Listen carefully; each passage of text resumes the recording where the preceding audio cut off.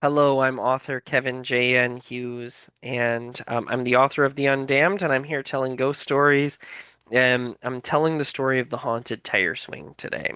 So, as I said in my last video, this person or shadow was bearing down on the tire swing right immediately above me, and I still couldn't see any details. But I'm assuming that this is a flesh and blood person. I'm not assuming that there's a shadow person standing there, but it's freaking me out because he's totally silent. He's not interacting with us at all. He's not telling us what he wants.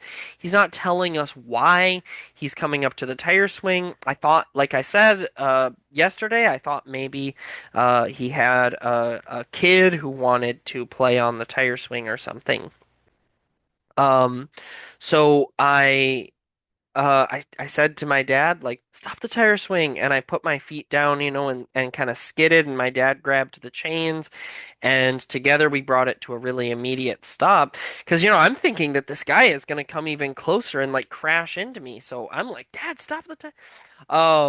And so my dad, I think he had even moved away a little bit, and he had to come over and like grab it. Um, and then I look around and there's nobody there. So I said, did you see that guy that came up to the tire swing? And my dad goes, what guy?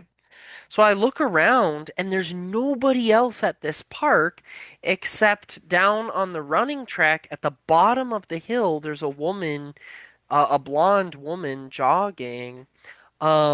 And I felt very unsettled because there was somebody clearly standing right in front of me.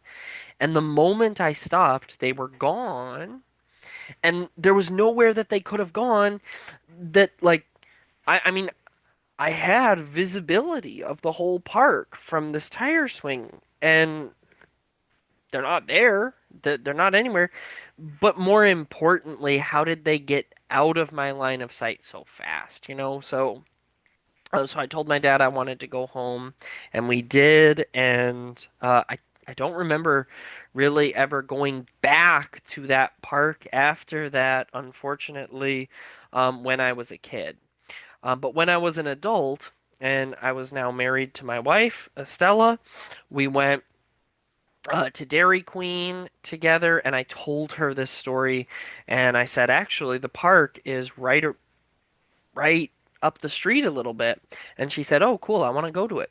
So we took our ice cream and we went from the Dairy Queen to the park, and we kind of sat in a park bench eating our ice cream together and swapping ghost stories and said a prayer by the tire swing. Nothing happened that day. I've gone to the park several times since then to exercise and different things. It's a very nice park. But yeah, so particularly, I want to hear from anybody who lives in the Vancouver area. Have you ever seen? Have you ever seen something? Has anybody else ever seen something paranormal at the Vancouver School of the Arts or at the park that's adjacent to it, the public park that's adjacent to it?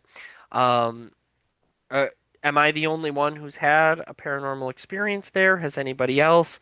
I want to hear your stories. I want to hear all of your stories, but I particularly want to hear if anybody else has seen something at that park. All right. God bless you guys, and tune in tomorrow for more ghost stories.